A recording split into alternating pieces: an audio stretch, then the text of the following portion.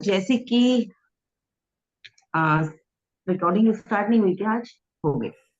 चलिए, तो स्वागत करती हूँ आप सभी का जो मुझे जूम पर देख रहे हैं, और स्वागत करती हूँ उन सबका भी जो मुझे यूट्यूब पर सुनते हैं। आप सबके प्यार और स्नेह से मुझे बहुत शक्ति मिलती है। तो निरंतरता से अपने प्यार बढ़ाए बनाए रखिएगा। रेगुलरली मेरे साथ कनेक्ट होते रहें और मैसेजेस भी करते रहें। देख के जो भी आपको लगता है, आपका फीडबैक मुझे नई दिशा देता है, जागृति देता है। तो जरूर करें आप लोग अपने कमेंट्स। तो आज का सेशन एक बहुत प्यारे से टॉपिक पर है। इच्छा, विशेष। जो हमारी इच्छाएं हैं वो हमारे जीवन के लिए कितनी इम्पोर्टेंट है, आज इस टॉपिक के ऊपर हमारा सेशन रहेगा। और आने वाले समय में इसी पर और भी सेशंस आएंगे इच्छा के ऊपर। सभी की होती हैं बहुत सारी इच्छाएं। तो इच्छा क्या है? इच्छा हमारे जीवन में सफलता की शुरुआती बिंदु है, बिल्कुल स्टार्टिंग पॉइंट है। जब इच्छा जागती है तभी तो हम आगे की चीजें करते हैं। तो यहाँ पर विचार नियम कौन सा लगता है? कोई बताएगा? सातों विचार नियम आप सब सीख चुके हैं कई बार। तो जो पहले आ रहे हैं लोग, उनमें से कोई बताएगा कौन सा नियम लगेगा? चलो, सबसे पहला वाला नियम कि किसी भी वस्तु का भौतिक निर्माण होने से पहले उसका वैचारिक निर्माण हो जाता है। फिजिकल प्लेन में कोई भी चीज आने से पहले, कोई वजूद में आने से पहले कोई चीज, उसका निर्माण, उसका क्रिएशन हमारे थॉट्स में हो जाता है। तो इच्छा वही क्रिएशन है कि जब वो जागती है तब हम उठ के चल देते हैं। तो इच्छा हमेशा सफलता का शुरुआती बिंदु है और मूल मंत्र भी है। और सफलता पानी है तो हमें इच्छा को समझना होगा। इच्छा और प्रबल इच्छा में बहुत बड़ा अंतर होता है। जब प्रबल इच्छा होती है तो सफलता अच्छी होती है। जैसे छोटी आग आग लगाएंगे, छोटी सी आग लगाएंगे तो उससे छोटी आंच मिलेगी।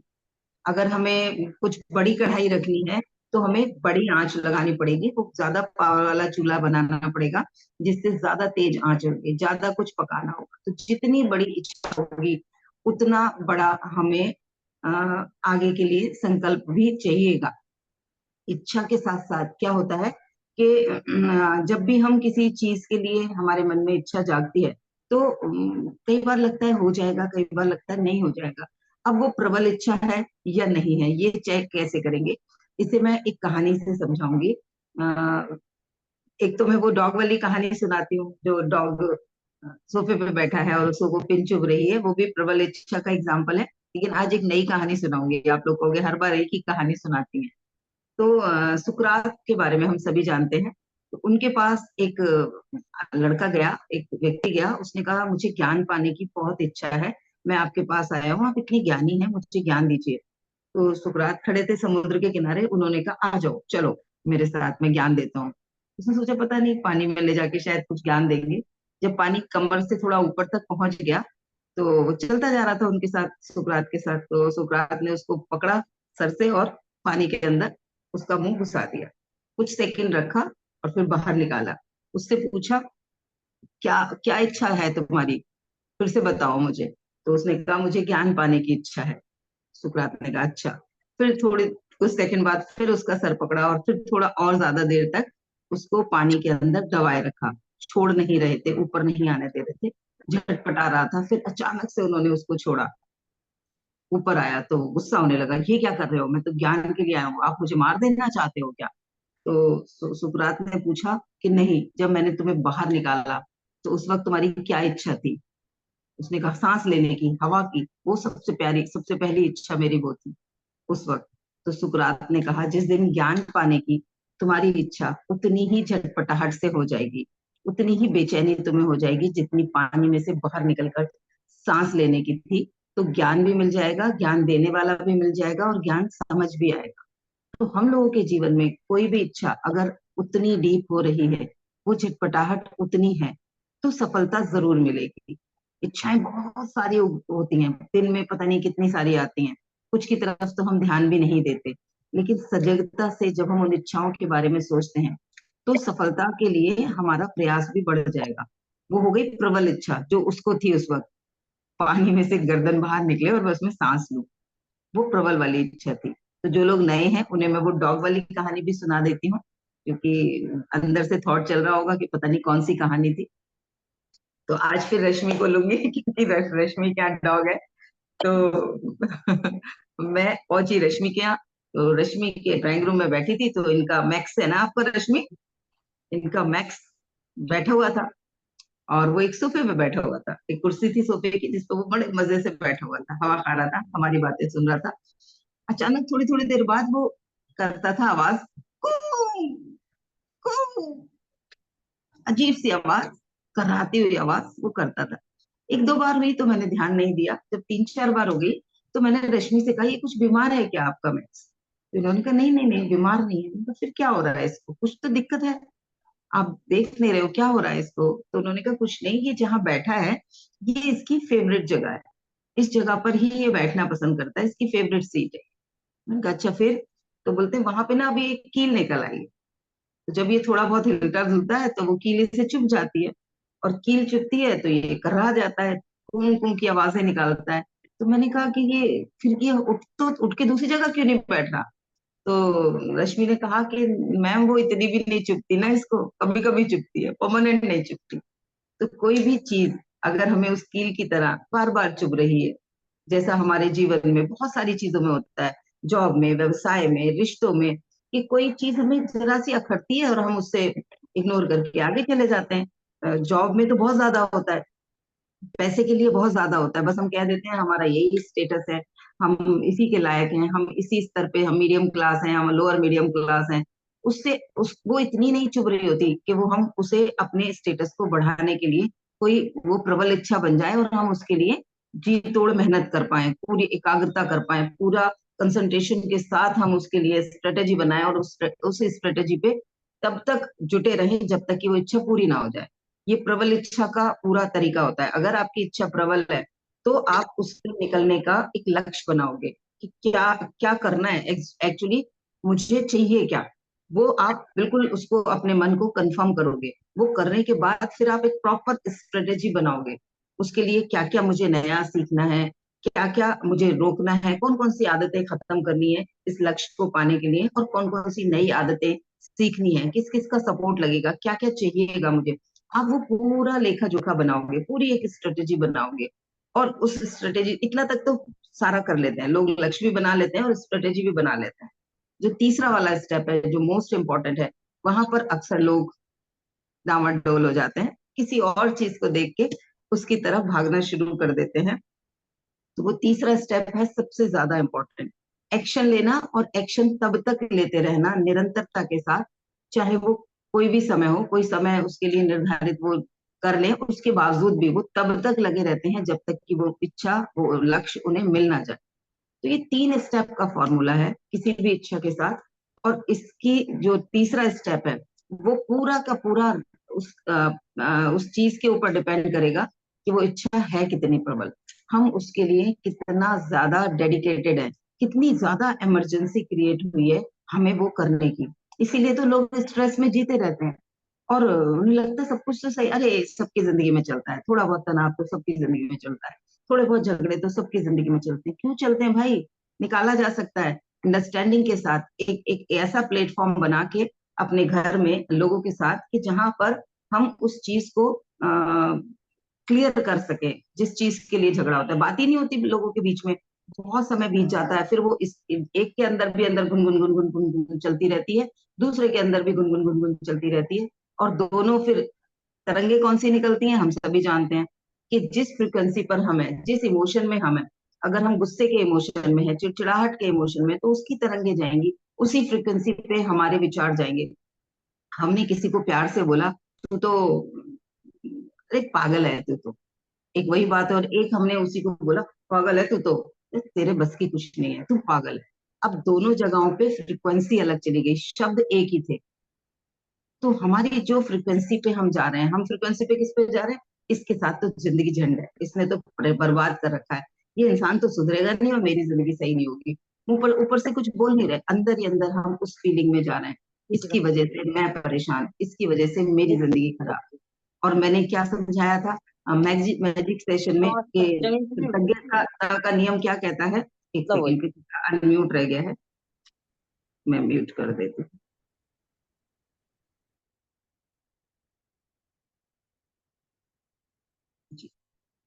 तो कृतज्ञता का नियम क्या कहता है कि अगर हमारे पास धन्यवाद होगा तो जो हमारे पास है वो बढ़ता जाएगा, और अगर हमारे पास धन्यवाद नहीं है तो जो हमारे पास है वो भी छीन लिया जाएगा, है ना।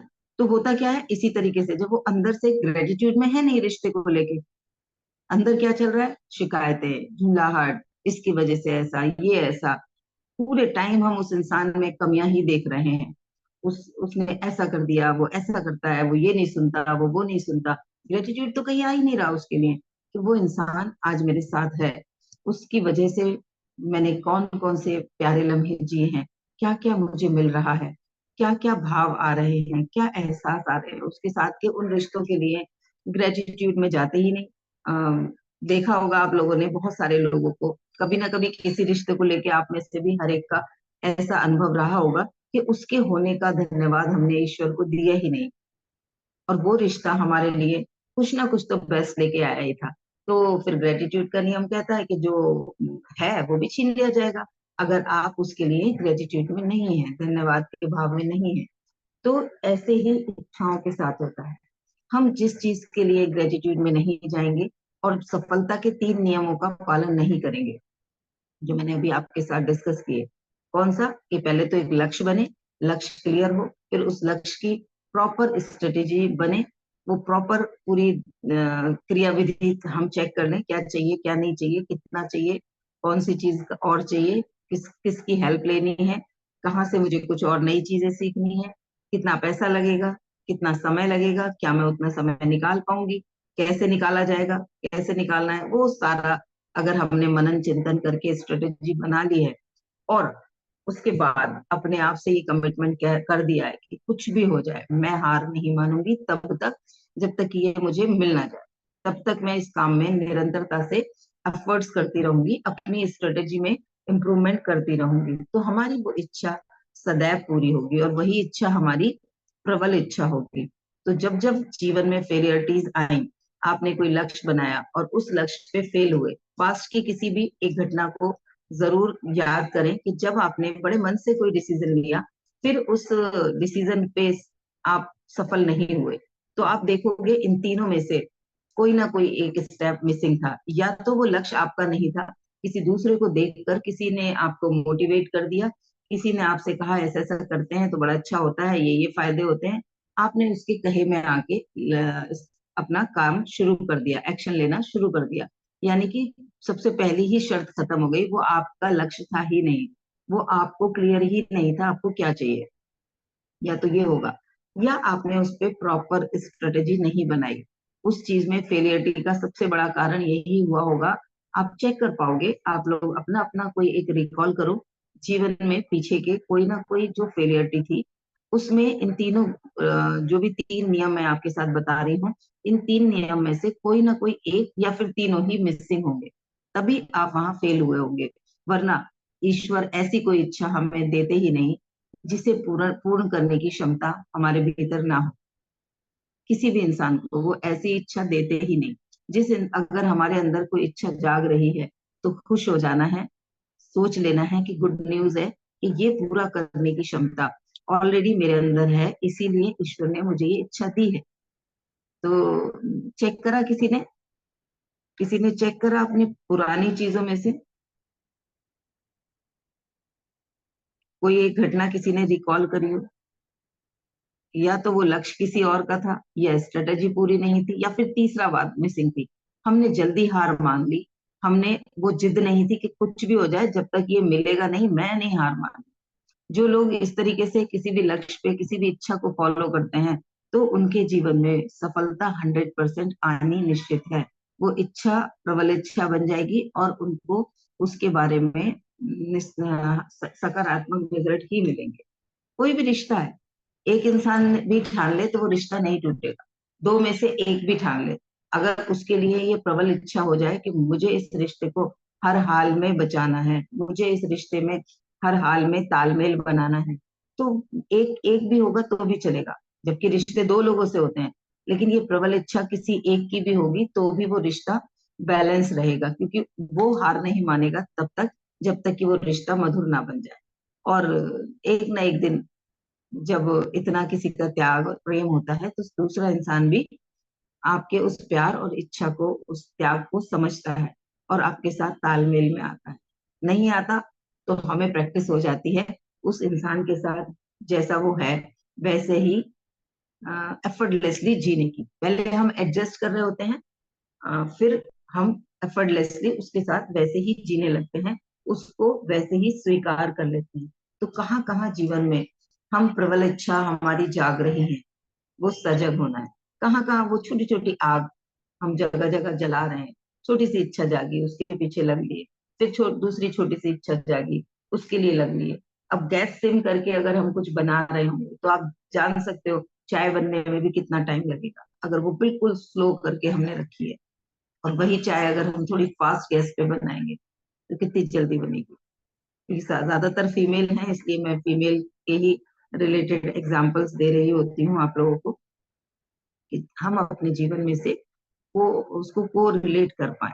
तो चेक करेंगे कि कौन कौन सी इच्छाएं जाग रही हैं, और इच्छा जाग रही हैं तो हमें अभी और सफल होना है, ये भी हमें क्लियर होना चाहिए। एक पेंटर है कोई, तो उस वो पेंटिंग करना जानता है, अच्छे से पेंटिंग बनाता है। तो आपको क्या लगता है उस वो सब वो संपूर्ण हो चुका है? उसको अब और कुछ सीखने की जरूरत नहीं है, वो पेंटिंग बना चुका है, बनाता है अच्छी खासी, उसकी बिकती है को।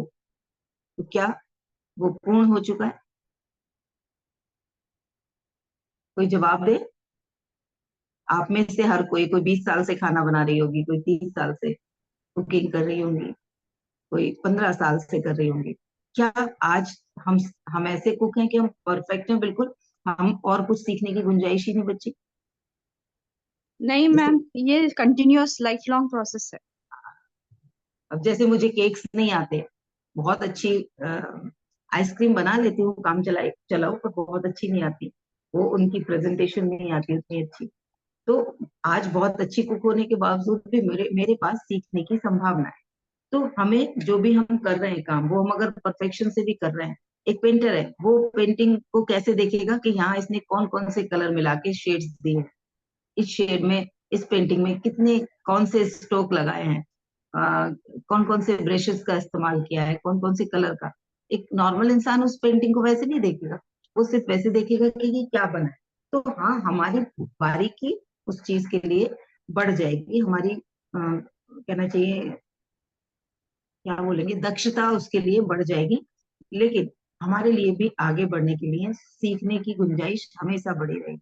तो जब भी हमें लगे कि उतनी सफलता नहीं मिल रही जितनी हमें चाहिए, तो खुद को चेक करेंगे कि क्या मैंने सीखना बंद कर दिया, और क्या ये जो 3 स्टेप फॉर्मूला है सक्सेस का, इसमें से कहीं कोई एक में कुछ मैं बेईमानी तो नहीं कर रही अपने साथ। ये चेक करेंगे कि कहीं उसका रिजल्ट जितना मिल रहा है उतना ना मिलने पर जो मेरी निरंतर प्रयास करने की जो एक संकल्प होता है सफलता का, उसमें कहीं मैं ढीली तो नहीं पड़ रही। आज कहीं मेरा प्रयास उतना तो बीच में तो मैं रोक रोक के तो नहीं कर रही, कहीं ऐसा तो नहीं है कि मैंने प्रयास करना ही खत्म कर दिया है, जो रिजल्ट आ रहे हैं वो मेरे पहले के प्रयासों के आ रहे हैं। तो जब इस तरीके से हम चेक करेंगे तो जीवन में सजगता आएगी, और जब रिश्ते सॉरी जब लक्ष्य हमारे और इच्छाएं सजगता से हम बनाएंगे, कि देखेंगे कि ये इच्छा जो हमारी जागी है, इसको प्रबल इच्छा कैसे बना सकती हूँ, क्या ये मेरी प्रबल इच्छा है? अगर प्रबल इच्छा है तो मुझे उसके लिए चलना चाहिए। अगर ये छोटी मोटी इच्छाएं हैं जिसमें आग पूरी नहीं है, तो टाइम वेस्ट नहीं करना चाहिए, छोड़ देना चाहिए उसको। उसके पीछे भागेंगे तो टाइम वेस्ट होगा, एनर्जी वेस्ट होगी। पहले चेक करो कि क्या 3 स्टेप फॉर्मूला पे मैं इस पे काम करने के लिए तैयार हूँ। खुद से ये सवाल पूछना है, क्या मैं इसकी स्ट्रेटेजी बनाने के लिए तैयार हूँ? क्या मैं इस काम को तब तक कर सकती हूँ जब तक कि ये मिल ना जाए, चाहे इसमें 1 साल लगे चाहे 10 साल लगे? क्या ये इच्छा इतनी ज्यादा प्रबल है क्या? अगर वो उतनी प्रबल है तो आप सक्सेसफुल जरूर होंगे।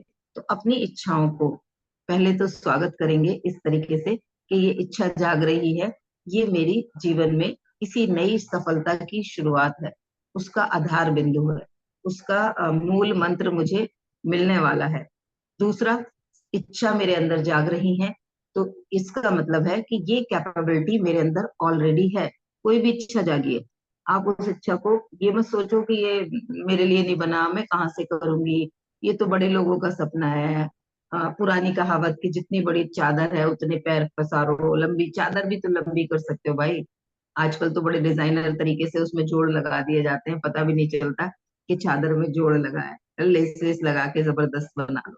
तो अपनी कैपेबिलिटी की चादर को भी हम बढ़ा सकते हैं, तो क्या मैं उसके लिए तैयार हूँ? क्योंकि जब उससे बढ़ाएंगे तो एफर्ट्स करने पड़ेंगे, अपने कंफर्ट जोन से बाहर आना पड़ेगा, और वो तब तक डटे रहना पड़ेगा जब तक कि वो हमें मिल ना जाए। तो जो भी चीजें हैं पुरानी चीजों से आप कोरिलेट करके चेक कर पाओगे कि कब कब मैंने अपने जीवन में इन तीनों में से किसी एक नियम का पालन नहीं किया, जिसकी वजह से मेरी वो वाली इच्छा पूरी नहीं हुई थी।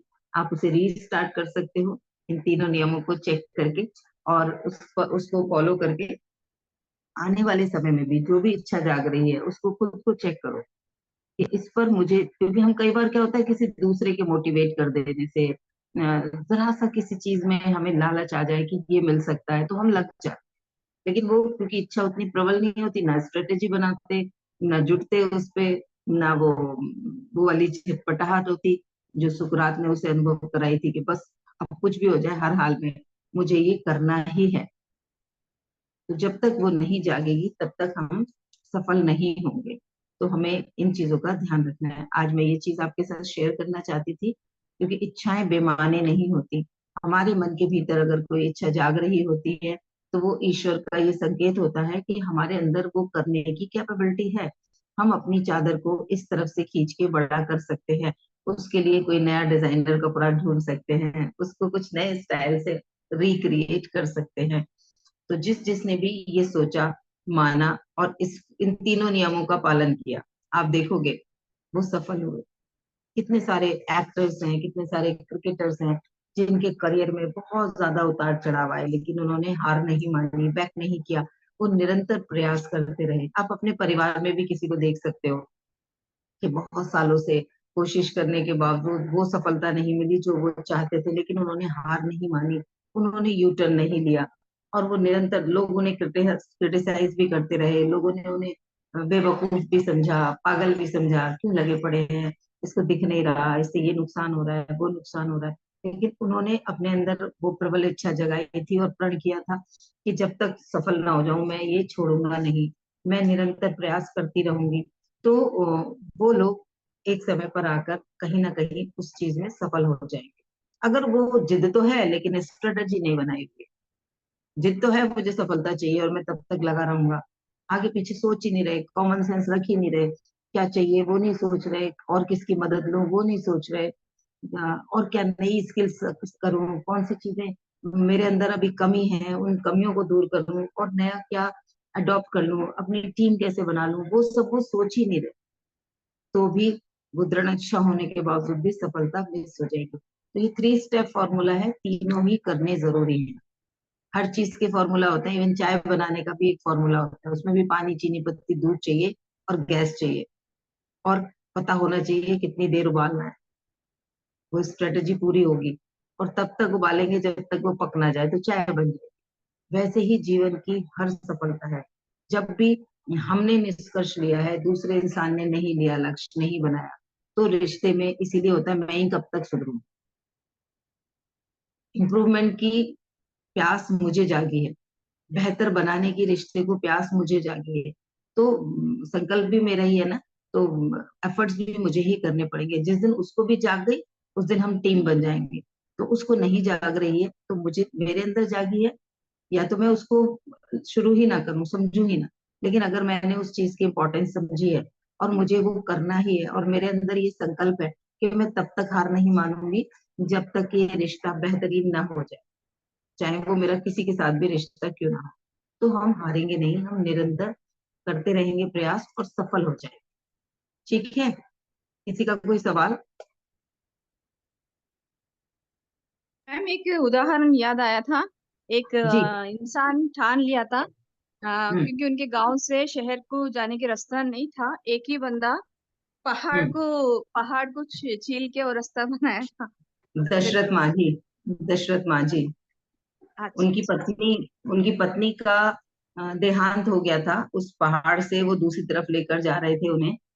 गर्भवती थी वो, लेकिन वो वहां उन्हें नहीं पहुंचा पाए और बीच रास्ते में वो उन्हें छोड़कर चली गई। बहुत प्रेम था उन्हें, तो उन्होंने कहा किसी और को ये दुख ना झेलना पड़े, और वो पहाड़ काटने के लिए एक छेनी हथौड़ी से ही भिड़ गए थे। लोगों ने बहुत मजाक उड़ाई, सालों तक वो लगे रहे। लेकिन आज उस गांव के जीवन को सहज और सरल बना दिया। आज उन्हें कई पुरस्कार मिले हैं। आज उनकी कहानी आप और मैं शेयर कर रहे हैं। ऐसे बहुत प्लेटफॉर्म्स पे उनकी कहानी शेयर की जाती है। जब दृढ़ संकल्प और जिद की बात की जाती है, तो दशरथ माझी जी का नाम लिया जाता है। आदरणीय हैं वो हमारे लिए, क्योंकि उन्होंने हमारे सामने एक ऐसा उदाहरण खड़ा कर दिया जो हमें से किसी ने कभी सोचा भी नहीं था, कि सिर्फ एक छेनी और हथौड़ी से पहाड़ काटा जा सकता है। पागलपन लगता है। ऐसे ही हमारे जीवन में बहुत सारी चीजें असंभव लगती हैं, पागलपन लगता है। पर अगर वो संकल्प में हम चेक कर लें कि वो तीनों फॉर्मूले के साथ अगर हमारा मन उनको लेके क्लियर है, तो हमारा जीवन में वो चीज आ ही जाएगी। दुनिया की कोई ताकत उसे नहीं रोक सकती। अड़ जाना है, भिड़ जाना, कहते हैं ना, अड़ियल बैल की तरह काम करेंगे तो वो चीज मिल जाएगी। लेकिन सजगता से, जागरूकता से, पूरी स्ट्रेटेजी बना के, आजकल तो स्ट्रेटेजी बनाना बहुत आसान है, क्योंकि गूगल है। सारी इंफॉर्मेशन हमें मिल जाती है, क्या क्या चाहिएगा। और सोने पे सुहागा, चैट जीपीटी आ गई, उस पे अगर सही से प्रॉम्प्ट डालें, तो वो आपको बिल्कुल स्टेप बाय स्टेप स्ट्रेटेजी बना के दे देगा कि किसी भी लक्ष्य को पूरा करने के लिए क्या क्या लगेगा, कौन कौन से स्टेप चाहिएंगे, क्या क्या स्किल चाहिएगी, कैसे उन स्किल्स को हम डेवलप कर सकते हैं, कौन कौन से कोर्स करें, सब बता देती है वो। क्या क्या सीखे, क्या क्या समझ में आना आना जरूरी है, वो सब बता देगी। तो अपने किसी भी लक्ष्य को, जो भी आपको चाहिए, बेहतर स्वास्थ्य चाहिए, रिश्तों में मधुरता चाहिए, धन संपन्नता चाहिए, सफलता किसी और क्षेत्र में चाहिए, हर चीज के लिए, या खुद से खुद को जानने की इच्छा, ईश्वर और अपने रिलेशन को जानने की इच्छा, मैं कौन हूँ, क्यों आई हूँ, कुछ भी जो चल रहा है वो क्यों चल रहा है, सामने वाला ऐसा है तो क्यों है, वो मेरे लिए क्यों इस तरीके का व्यवहार कर रहा है, वो मेरे लिए कर रहा है या मेरे साथ कर रहा है। उन सब चीजों में भी अगर ये नियम चालू लागू रहेंगे, ये इच्छा जाग जाएगी कि इस रिश्ते को और मधुर बनाना है, और वो मेरे लिए है ऐसा, मेरे साथ ऐसा हो रहा है वो नहीं है। जब ये विचार भी जागेगा, ईश्वर मेरे साथ है, मेरे साइड में है, मुझे आगे बढ़ाने के लिए वो, जैसे सुकरात ने गर्दन उसकी पानी में डुबोई थी, वो उसे मारना नहीं चाहते थे, वो उसके अंदर से वो ज्ञान जागृत करना चाहते थे, वो प्यास जगाना चाहते थे। और वो अगर शब्दों में बोलते कि तुम्हारे अंदर अभी उतनी इच्छा नहीं है ज्ञान जागने की, जिस दिन उतनी जाग जाएगी, इतनी जाग जाएगी, वो कहेगा कितनी जाग जाएगी, वो बहुत प्रबल, बहुत प्रबल यानी कितनी, तो उन्हें वो समझ ही नहीं पाएगा। जब एक सटीक एग्जाम्पल की जितनी तड़प, जितनी बेचैनी अभी हवा पाने की थी, इतनी ही तड़प और इतनी ही बेचैनी पीस पाने की हो, प्यार पाने की हो, शांति पाने की हो, समृद्धि पाने की हो, स्वास्थ्य पाने की हो, 100% मिलेगी। आपने देखा होगा आज तक, आजकल तो यूट्यूब पर बहुत सारे वीडियोस आ रहे हैं, लोगों ने 365 डेज चैलेंज लिया हुआ है, किसी ने 3 साल का चैलेंज ले रखा है, किसी ने इस 6 महीने में इतना वेट कम करने का। वो निरंतरता से लगे होते हैं, और अननोइंगली उनके तीनों नियम लागू हो रहे होते हैं। जो ये 3 नियम है, ये नोइंगली अननोइंगली जहां पर भी फॉलो होंगे, सफलता वहां मिल जाए, उसमें कोई भी डाउट नहीं रहेगा। ठीक है, किसी का कोई क्वेश्चन, या किसी को कोई अपनी किसी चीज में शिफ्ट मिली हो कि ऐसे ऐसे मैंने, मुझसे गड़बड़ हो गई थी, ये नियम नहीं हो रहा था, और उसे आज समझ में आ रहा हो कि चलो अभी भी इसको मैं ठीक कर सकती हूँ, वो भी शेयर कर सकते हो आप लोग।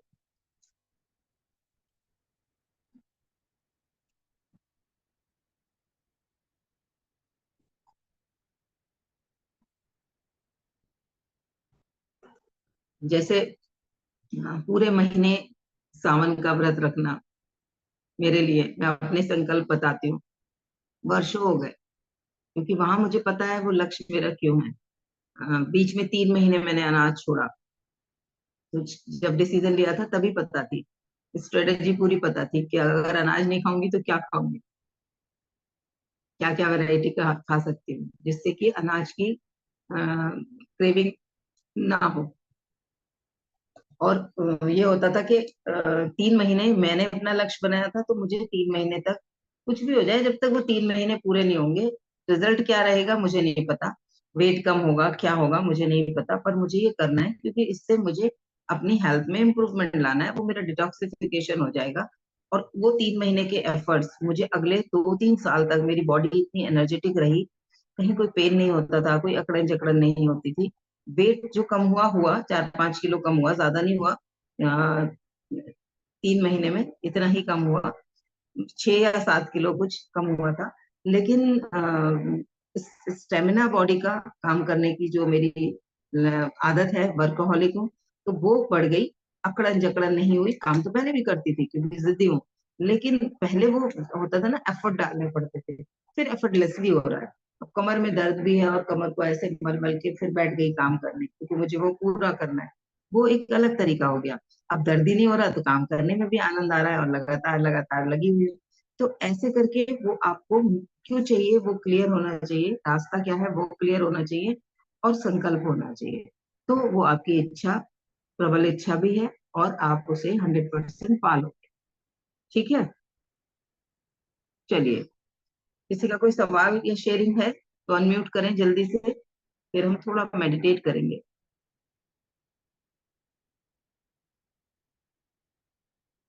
किसी का कोई सवाल नहीं, किसी को कोई शेयरिंग नहीं करनी, कोई शिफ्टिंग नहीं मिली आज के सेशन से, अपने लिए कुछ टेक अवे कोई नहीं रहा।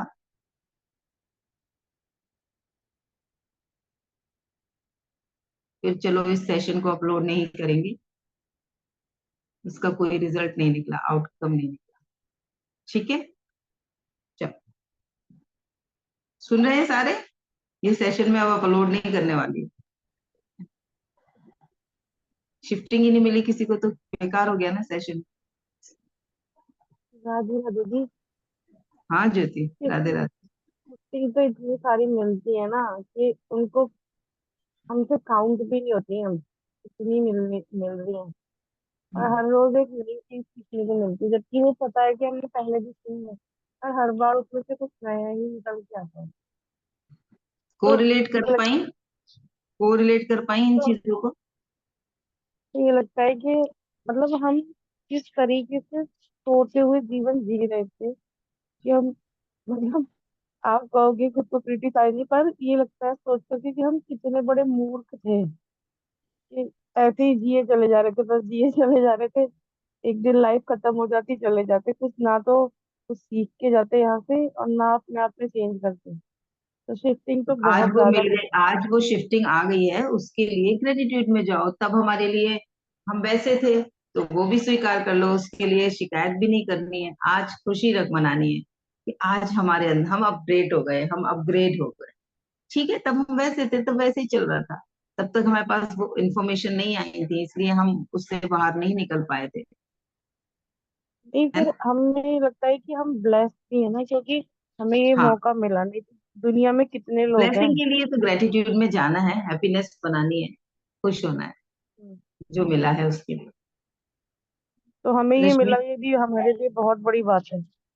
हाँ, अब हम लोग किसी चीज के लिए स्ट्रेटेजी बना के हमने लक्ष्य बनाया था, किसी ने हमें मोटिवेट किया था और हम उस पे चले थे, खुद का भी वो लक्ष्य बन गया था, लेकिन वो जिद वहां तक नहीं थी ना, कि कुछ भी हो जाए चाहे, तब तक नहीं पीछा छोड़ूंगी जब तक सफल ना हो जाऊं। ये ऐसे नहीं तो वैसे, वैसे नहीं तो ऐसे, कैसे नहीं तो कैसे, कुछ ना कुछ कमी छूट रही है, तभी तो नहीं मिल रही, किसी और को मिल रही है, मुझे नहीं मिल रही। अरे ठीक है ना, मेरे नसीब में नहीं है, और माना और छोड़ दिया, बैठ गए, हमें तो आ ही नहीं रहा, पता नहीं लोगों को कैसे आ रहा है, और हमने छोड़ दिया। यानी कि वो जिद वाली तीसरी स्टेज जो मैंने अभी सफलता की बताई, कि तब तक हार नहीं मानूंगी जब तक कि ये पा ना लूं, चाहे कुछ भी हो जाए, हम्म। वो अगर पूरी नहीं है तो हमारी इच्छा प्रबल नहीं है, और सफलता के चांसेस फिर 50-50 या 30-30-70 रह जाएंगे, वो 30% ही चांस रह जाएंगे। मतलब जब अपने, उम्मीद नहीं थी जब उम्मीद नहीं थी तब भी तब चैलेंज लिए थे, फिर उसके बाद हाँ, फिर से उसी और सुप्तावस्था में चले गए। एक्सपीरियंस आ गया, उसके बाद तो एक्सपीरियंस आ गया, पहले तो कुछ पता ही नहीं था, धूल में, वो यूपी की भाषा में कहते हैं ना, धूल में लठ चला रहे थे, डंडा जिसको लाठी बोलते हैं, वो धूल में चला रहे थे। किसी को तो लगेगी, कोई तो है जो मेरे ऊपर वो कर रहा है, उसको लग जाएगी। तो अब बाद में तो हमें वो चलानी आ गई, उसके बावजूद भी हमने हार मान ली। यानी कि हमारा वो जो तीसरा वाला जो पार्ट है सफलता का, वो मिसिंग था। वो संकल्प ऐसा वाला नहीं था जो कि चाहे कुछ भी हो जाए, जब तक सफलता नहीं मिलेगी मैं हार नहीं मानूंगी, तब तक एक्शन करती रहूंगी जब तक कि सफल ना हो जाए। जबकि खुद को चेक कर लिया था कि जब कंडीशन नहीं थी तब भी चैलेंज ले लिए, और उसके बाद हम्म। फिर वैसे ही शांत होके बैठ गए। क्या वो पाना मेरे लिए उतना इम्पोर्टेंट था? क्या वो वैसी वाली तड़प थी जो हम्म। पानी में से तब निकल के सांस लेने वाली थी? अगर वो वैसी वाली होती तो हम जुटे रहते और हमें वो चीज हर हालत में मिलती। नहीं, तब वो वो तड़प, तड़प थी।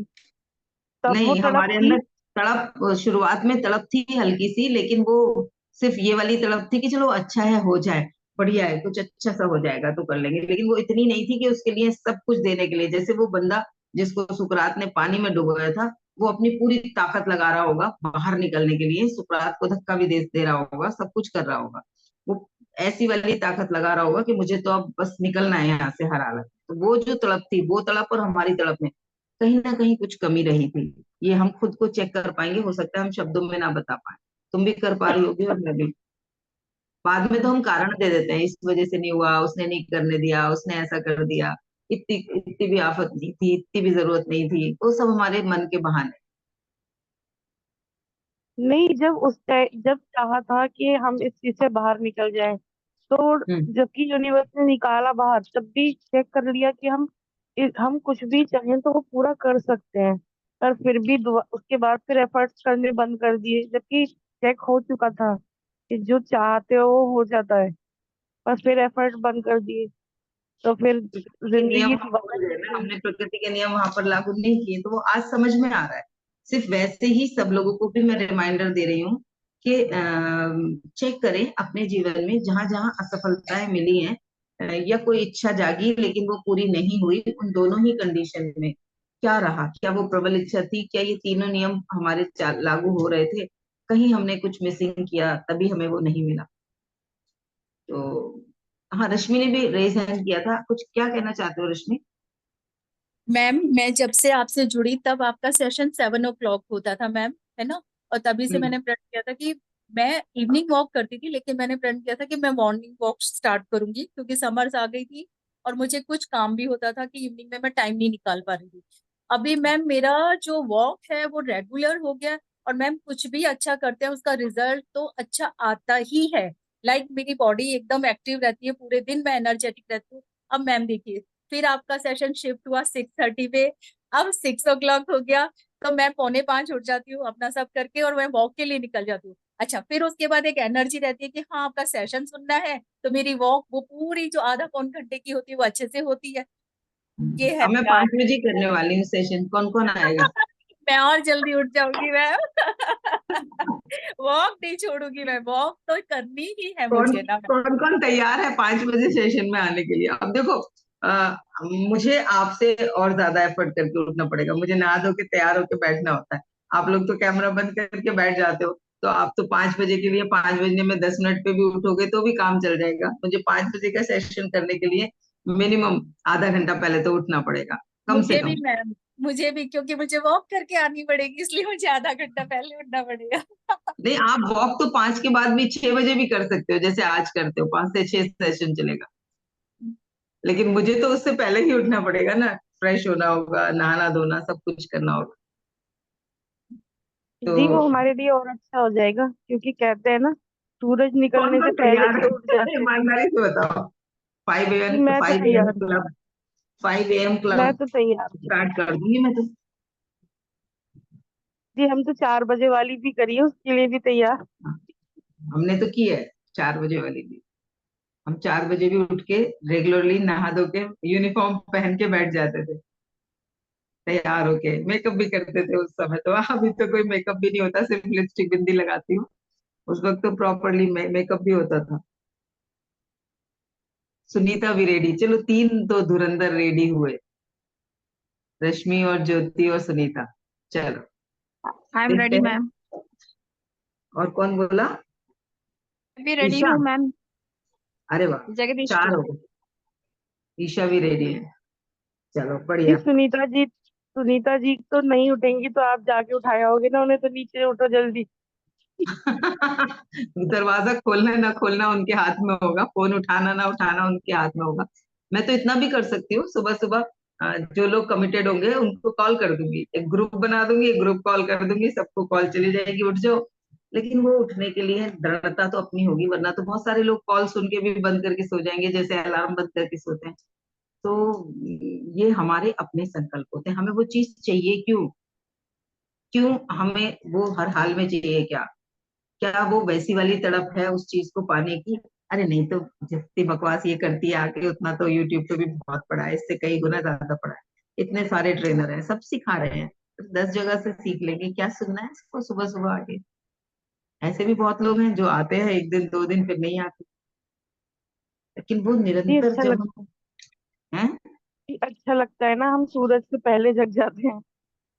नहीं तो 8 बजे तक सोते रहते थे पड़े हुए। तो अपने संकल्पों को चेक कर लेंगे। वो इच्छाएं हैं खाली, ये संकल्प है। जब इच्छा के साथ संकल्प शक्ति जुड़ जाती है तो वो फिर प्रबल इच्छा बन जाती है, और प्रबल इच्छा बनती है तो बाकी तीनों नियम भी लागू कर ही लेते हैं हम लोग। हमारा चेतन मन हमारे उन तीनों नियम को लागू करवा लेता है। या तो वो इच्छा प्रबल नहीं होती या संकल्प नहीं होता। अगर ये दोनों चीजें एक साथ होती हैं तो जबरदस्त रिजल्ट आने ही हैं, 101%। कोई डाउट नहीं है, आपको जो भी चाहिए वो आपको मिलेगा ही मिलेगा। आपके लिए रास्ते खुलेंगे ही खुलेंगे। क्यों? क्योंकि हमारे मन के भीतर जिस चीज का निर्माण हो चुका है, वैचारिक निर्माण हो चुका है, उसको फिजिकल प्लेन में आना ही आना है। आइंस्टीन को देख लो, कितने सारे बार वो फेल हुए, लेकिन उन्होंने हार नहीं मानी। वो तब तक प्रयास करते रहे जब तक कि उन्होंने उसे तैयार नहीं कर लिया, अपने उस प्रयोग को सफलता से कर नहीं लिया। 1000 तरीके थे जिसकी वजह से उनका वो काम नहीं हो सकता था। तो उन्होंने तब भी हार नहीं मानी। 1000 बहुत होता है, 1000 फेलियरिटी। उस शायद कुछ और हजार थे, 1000 से भी ज्यादा थे। उस 1200 या कुछ बार वो फेल हुए थे, उसके बावजूद भी वो लगे रहे, हार नहीं मानी। हम में से कितने लोग अपनी किसी इच्छा के लिए इतने ज्यादा डेडिकेटेड कि चाहिए ही चाहिए, हर हाल में चाहिए, ये अच्छा करना ही करना है, ये रिश्ता प्यारा बनाना ही बनाना है। सामने वाला सुधर रहा है नहीं सुधर रहा है, ईश्वर की इच्छा के बिना कुछ नहीं होता। अगर हम ये मानते हैं तो ईश्वर उस समय सोने नहीं चले गए थे जब मेरा उस इंसान के साथ रिश्ता बन रहा था।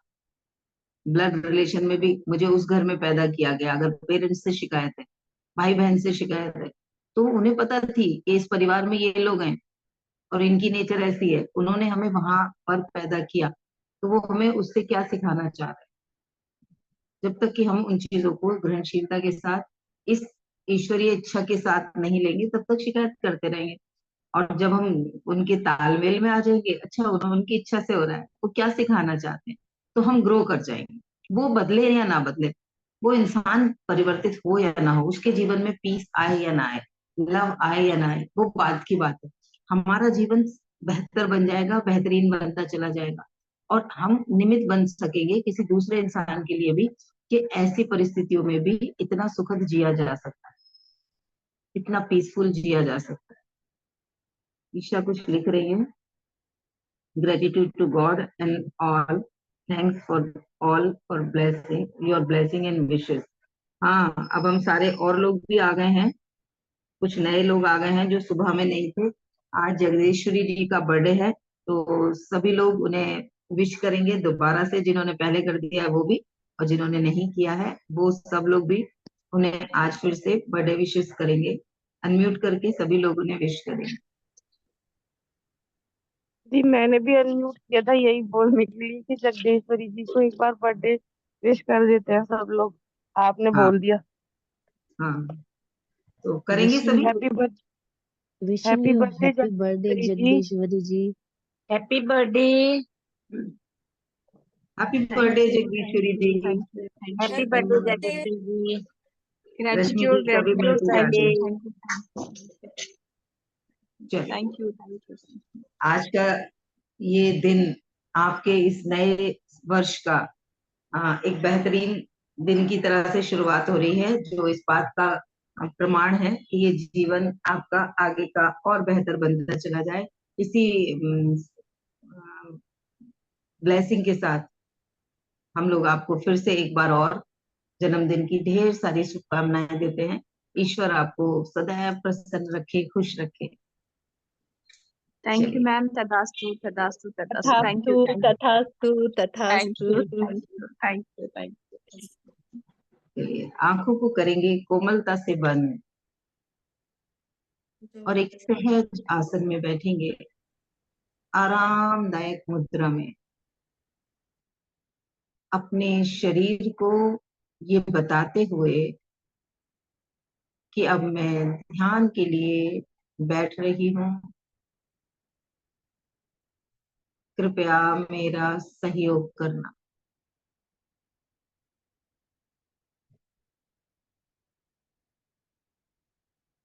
अब अपने ध्यान को अपनी आती जाती सांसों की तरफ लेकर जाएं।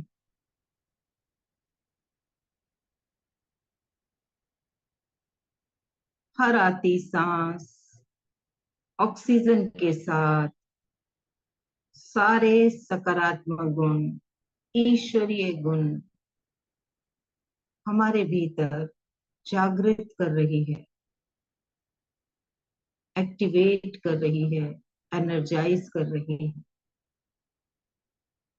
और हर जाती सांस हमारे भीतर से सारी नकारात्मकता, सारे राक्षसी गुण बाहर लेकर जा रही है। ईश्वरीय गुण जैसे ममता, प्रेम, आनंद, सकारात्मकता, भरपूरता, रचनात्मकता, आशा, विश्वास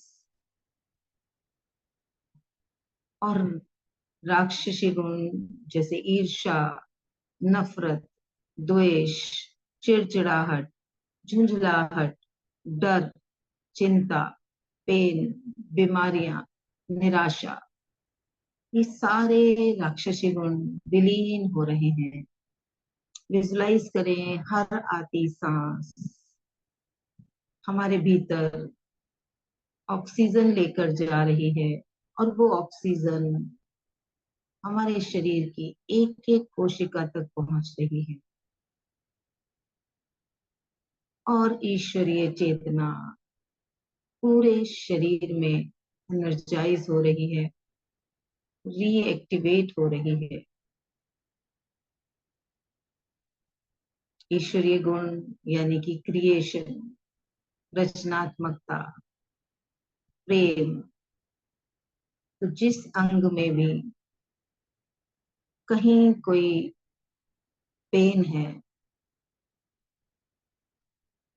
कोई अवरोध है, अकड़न है, जकड़न है, दर्द है, कोई बीमारी है, उसको ये जाती हुई सांस अपने साथ बाहर लेकर जा रही है और रचनात्मकता का गुण, क्रिएशन का गुण उसे रीजनरेट कर रहा है। हमारा वो ऑर्गन रीजनरेट हो रहा है, हेल्दी हो रहा है। देखेंगे उस अंग को जहां कोई चैलेंज है, जब हर कोशिका तक ऑक्सीजन पहुंच रही है, ईश्वरीय गुण जाग रहे हैं, तो रीजनरेशन और क्रिएशन भी जाग रहा है। वो ऑर्गन रीजनरेट हो रहा है,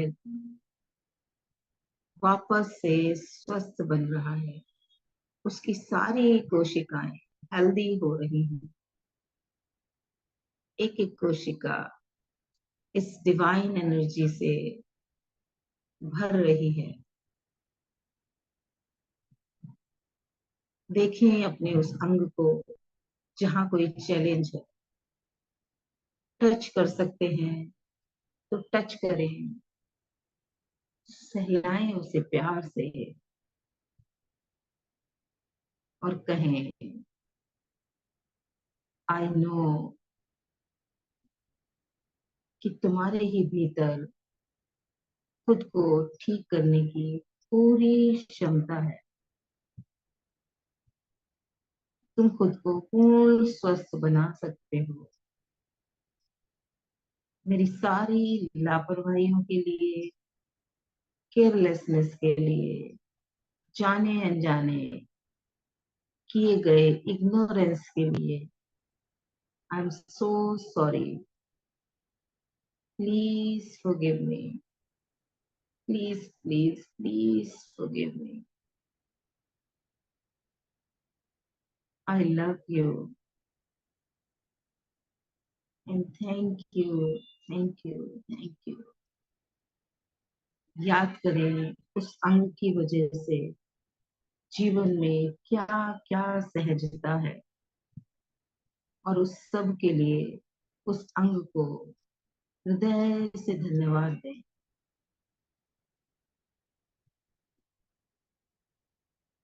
फिर से कहें, I am so sorry, please forgive me, thank you, I love you. Oxygen उस अंग की एक ही कोशिका तक पहुंच रही है और रीजनरेट कर रही है सारी कोशिकाओं को। मेरा ये अंग पूर्ण रूप से स्वस्थ हो रहा है, रीजनरेट हो रहा है।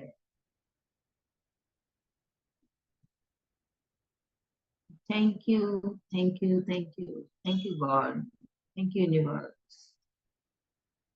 मेरे भीतर ये जबरदस्त सेल्फ हीलिंग की पावर देने के लिए मैं आपकी आभारी हूँ। Thank you very much. Thank you thank you thank you. Thank you ma'am. तदास्तु तदास्तु तदास्तु। तथास्तु तथास्तु तथास्तु। सभी प्रेम से आंखें खोलें और चेतना में आएंगे। ऐसे ही अपने शरीर के अंगों से बात करें, खाली शरीर के अंगों से नहीं, अपने रिश्तों से भी बात करें और उन रिश्तों को भी वापस रीजनरेट करें। निशा जी ने कुछ लिखा है। ओके, जगदीश्वरी जी आपके लिए मैसेज है निशा जी का। Happy birthday Jagdishwari ji, may your special day be filled with joy, laughter and wonderful memories. Thank you तदास्तु तदास्तु तदास्तु। चलिए आज के सेशन को यहीं विराम देंगे। मिलेंगे फिर 11 बजे वाले मैजिक सेशन में। और आज हम आ गए हैं सेकंड लास्ट डे पे। मिलेंगे 11 बजे। Thank you very much all of you.